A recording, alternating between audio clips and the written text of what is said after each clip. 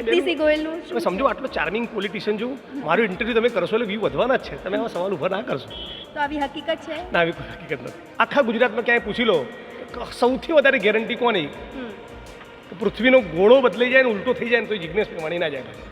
કોંગ્રેસમાં જ રહેવાના? હું રાજનીતિને જાહેર જીવન છોડી શકું, બીજેપી બના જવું, આ વાત તમે ઊભી કરી રહ્યા છો. રાહુલ ગાંધીની ભારત જોડો ન્યાય યાત્રા હવે ગુજરાતમાં એન્ટર થઈ ચૂકી છે અને એવામાં ખાસ વાતચીત કરવા માટે અત્યારે આપણા સાથે ઉપસ્થિત છે વડગામના ધારાસભ્ય જિગ્નેશભાઈ મેવાણી.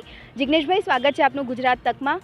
ન્યાય યાત્રાની શરૂઆત ગુજરાતમાં ફાઇનલી થઈ ચૂકી છે. રાહુલ ગાંધી મોડા આવ્યા છે પણ આવી ગયા છે લોકસભાની ચૂંટણી પહેલાં.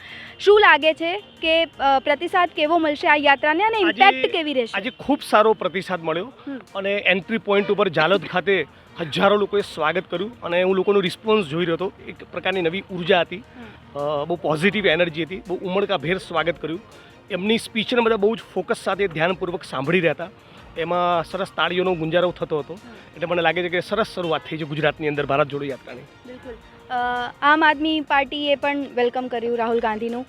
આમ આદમી આ ગઠબંધનને આપ પર્સનલી કઈ રીતે જોઈ રહ્યા છો? કારણ કે એક બાજુ હંમેશા નેતાઓ દ્વારા એવું કહેવામાં આવતું હોય છે કે ત્રીજો પક્ષ ક્યારેય નથી ચાલતો અને હવે એ જ ત્રીજા પક્ષને સપોર્ટ કરીને એક સાથે હવે સામે આવ્યા છે. ઇન્ડિયા અલાયન્સ બન્યું છે એના એ સાથી પક્ષ છે અને જે પણ ફોર્સિસ બીજેપીની સામે લડે છે, જે પણ પરિબળો, જે પણ રાજકીય પક્ષો ભારતીય જનતા પાર્ટી સામે સંઘર્ષ કરી રહ્યા છે, એ બધાની તાકાતનો સરવાળો થાય તો ડેફિનેટલી પોઝિટિવ જ છે. એમાંથી કંઈક હકારાત્મક જ નીકળશે. ચર્ચા એવી પણ છે કે જિગ્નેશ મેવાણી પણ પાર્ટીને અલવિદા કહી શકે છે, બીજા પક્ષમાં જોડાઈ શકે છે. આ તમારું સદંતર જુઠ્ઠાણું છે. કેમ કે આવી ક્યાંય ચર્ચા નથી, બિલકુલ નથી. આવી ભારતીય જનતા પાર્ટીના કેમ્પમાં, મીડિયાના સર્કલમાં ક્યાંય આવી ચર્ચા નથી. આ બેને જ ચર્ચા હાલ ઊભી કરી. બિલકુલ એવી નથી. વાતો એવી વચ્ચે વહેતી થઈ હતી. CR પાટીલે ટોણો માર્યો તો ત્યારબાદ ચર્ચા એવી વહેતી થઈ હતી. એ વસ્તુ સાચી છે. 1 અબજ ટકા કહું છું, 100% નહીં, 1000% નહીં, લાખ ટકા નહીં. આ ફક્ત આ બેને ઊભું કર્યું છે. આખા ગુજરાતમાં ક્યાંય પૂછી લો સૌથી વધારે ગેરંટી કોની કે પૃથ્વીનો ગોળો બદલાઈ જાય ને ઉલટો થઈ જાય ને તો જિગ્નેશ મેવાણી ના જાય. કોંગ્રેસમાં જ રહેવાના? હું રાજનીતિને જાહેર જીવન છોડી શકું, બીજેપી બના જવું, આ વાત તમે ઊભી કરી રહ્યા છો. આવી કઈ ચર્ચા નથી. CR પાટીલે આવું સ્ટેટમેન્ટ આપવાની ફરજ પડી એટલા માટે અમે આવું કહી રહ્યા છીએ. પ્રોફેશનલ એજન્સી હાયર કરી સર્વે કરાવ, આવી કઈ વાત ચાલે છે?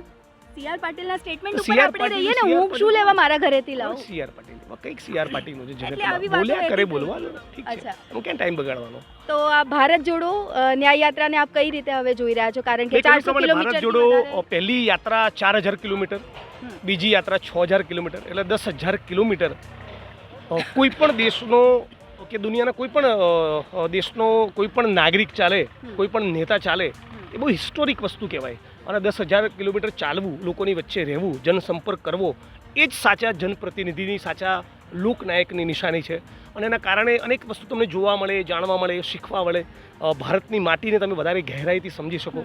તો મને લાગે છે કે આનું બહુ પોઝિટિવ જ આઉટકમ આવશે અને એનો ચૂંટણીના રાજકારણમાં ઇલેક્ટોરલ બેનિફિટ પણ મળશે અને જનસંપર્કના સંદર્ભમાં પણ મને લાગે છે કે કોંગ્રેસ પાર્ટી લોકો સુધી પહોંચી, લોકોને મળ્યા, લોકોને સાંભળ્યા, રાહુલજી અમારા દ્વાર સુધી આવ્યા અને એક બહુ સરસ પોઝિટિવ મેસેજ છે. પહેલી યાત્રા પણ બહુ સક્સેસફુલ હતી. આજે પણ જે પ્રમાણેની એન્ટ્રી રહી છે, મજા પડી ગઈ. લેટ થઈ ગયું આવતા એવું નથી લાગી રહ્યું? કારણ કે વિધાનસભામાં તો ધારાસભ્યો હતા, હવે હજુ પણ ચર્ચા એવી છે કે 2 દિવસ પહેલાની જ આપણે વાત કરીએ, નેતાઓ એક્ઝિટ લઈ ચૂક્યા છે, હજી પણ લેવાના. ભારત જોડો યાત્રાના રૂટમાં ગુજરાત નહોતું અને આ વખતે સેકન્ડ ફેઝમાં ગુજરાત છે, એટલે ગુજરાતમાંથી નીકળ્યા છે તો એનું ભવ્ય સ્વાગત થશે દરેક જગ્યાએ. અને એટલે કદાચ પહેલા આયા હોત તો આ બધું સોર્ટ આઉટ થઈ શકે તેવું લાગે છે. ઇન્ટરનલ જો જેને જવું છે ને એને કોઈ રોકી શકતું નથી. તમે આજે ગુજરાત તકમાં છો, તમારે બીજી ચેનલમાં જવું, તમને કોણ રોકી શકશે? તમારી સ્વતંત્રતાનો વિષય છે. જેને જવું છે એને રોકી શકાતા નથી. જે છે એની એકતા વધારે મજબૂત બને, એમનો સરવાળો કરીએ અને નવી મુવમેન્ટ્સ, નવા આંદોલન ઊભા કરીએ ગુજરાતની અંદર લોકોના સાચા પ્રશ્નોને લઈને, તો એમાંથી નવી લીડરશિપ પણ બહાર આવશે. એટલે XYZ ગયા છે તો ABQ મળી આવશે. એટલે એની પણ પ્રક્રિયા કરીશું. 24 બાદ વધારે ગંભીરતાથી પાર્ટીનું સંગઠન કઈ રીતે મજબૂત થાય, નવા ફેસીસને કઈ રીતે પ્રમોટ કરવા, એ દિશામાં વિચારીશું. શક્તિસિંહ ગોહિલના નેતૃત્વમાં અમુક લોકો ખુશ નથી, એ વાત હકીકત છે. કોંગ્રેસના અંદર શું ચાલી રહ્યું છે? જૂથવાદ સાચે હજુ છે? આ પણ તમે નવું તમારું જોડ્યું? બિલકુલ નહીં. આ પણ તમારા ઘરની વાત તમે જોડી. જો એવું માનતા હોત તો પછી જાતની પાર્ટી છોડીને બીજી જગ્યાએ સાચું કહો. 4 વાગ્યાની આજે ચા તમે ગ્રીન ટી બિલકુલ પીધી છે કે નહીં, નહીં? હું અડીખમ છું મારા સવાલથી. એ આ દર્શક હકીકત મિત્રો બી છે. સમજી ગયા આ કોન્ટ્રોવર્સી કરી મને સીધો એમના જવાબ view જોઈએ વધારવા છે, માંગે હા કે ના. પણ શક્તિસિંહ ગોયલનું તમે શું સમજો છે? આટલો ચાર્મિંગ પોલિટિશિયન છું, મારું ઇન્ટરવ્યુ તમે કરશો એટલે વ્યૂ વધવાના જ છે. તમે આવા સવાલ ઉભા ના કરશો. તો આવી હકીકત છે. ના, આવી કોઈ હકીકત નથી. અચ્છા, ઓકે. તો આવનારા દિવસોમાં હવે શું લાગે છે, લોકસભાની બેઠક લોકસભાની પ્રાપ્ત તૈયારીમાં થશે? લોકસભાની કોંગ્રેસના હાથે કઈ લોકસભાની આવશે? તૈયારીમાં લાગીશું, દિલો જાનથી મહેનત કરીશું અને મને લાગે સારું પરિણામ મળશે ગુજરાતમાં પણ દેશમાં પણ. ઓકે, છેલ્લો સવાલ. આદિવાસી પટ્ટા પર જ્યાં ભારત જોડો ન્યાય યાત્રા નીકળી રહી છે, ત્યાં એની અસર જોવા મળશે, કારણ કે આ કોંગ્રેસનો જ બેલ્ટ, બિલકુલ, મજબૂત ખાસ- બેલ્ટ ગણવામાં આવે છે. આ મુદ્દે કહેવા માંગુ છું, અત્યારે આપણે ઝાલોદમાં છીએ, Yes. દાહોદમાં છીએ. હા. આ એ ઝાલોદ અને દાહોદની ધરતી છે જેના આદિવાસી ભાઈઓએ એ ગુજરાતની વિધાનસભાનું મકાન બનાવ્યું છે, સચિવાલયનું મકાન બનાવ્યું છે. ગુજરાતમાં જેટલા પણ તમે mall, multiplex, shopping centre, tower જુઓ, તમારું ઘર મારું ઘર, તમારા ઓફિસનો સ્ટુડિયો, એ બધાના પાયામાં આ વિસ્તારના આદિવાસી કડિયા મજૂરોનો લોહીને પરસેવો છે.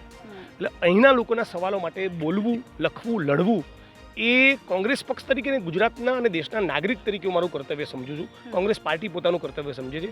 એ સંજોગોમાંથી આ યાત્રા નીકળી. ફોરેસ્ટ રાઇટ્સ એક્ટના પ્રશ્નો, જે જંગલ જમીનનો કાયદો કોંગ્રેસ પાર્ટી બનાવ્યો, ભારતીય જનતા પાર્ટી બિલકુલ લાગુ નથી કરવા માંગતી. અનેક માણસોનું વિસ્થાપન થઈ રહ્યું છે. વિકાસમાં જો ગુજરાત નંબર 1 થઈ રહ્યું હોય તો દાહોદ, ગોધરા, પંચમહાલ, ઉચ્છલ, નિઝર, વ્યારા, સોનગઢ, આખો જે આદિવાસી બેલ્ટ છે ગુજરાતનો, 15% આદિવાસી, એણે પોતાના અસ્તિત્વ માટે કેમ સુરત, બરોડા, રાજકોટમાં 250, 300, 400, 500 રૂપિયા માટે ચણતર પ્લાસ્ટરની સાઈડ પરથી ચડીને મરવા માટે કેમ લાંબા થવું પડે છે? એટલે આવા અનેક ગંભીર પ્રશ્નો છે અને આ સવાલો ઉપર વાત કરવી બહુ જરૂરી હતી. એટલે આદિવાસી વિસ્તારમાંથી રાહુલજીની યાત્રા નીકળી, ભારત જોડો યાત્રા નીકળી, એનો સવિશેષ આનંદ. બિલકુલ, એટલે ઇમ્પેક્ટ પડશે, આપ એવું જ કહી Impact રહ્યા પડશે. છો. થેન્ક યુ સો મચ અમારા સાથે વાત કરવા બદલ.